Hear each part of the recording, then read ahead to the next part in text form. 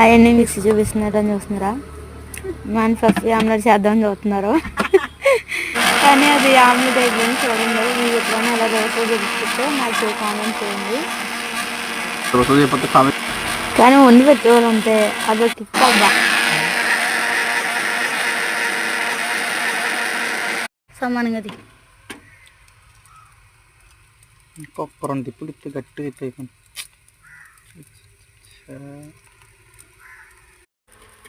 మెల్లిగా తిరిగిపోద్ది. అయ్యయ్యో నా గ్యాస్ అంతా కొట్టేస్తున్నాడు బాబు.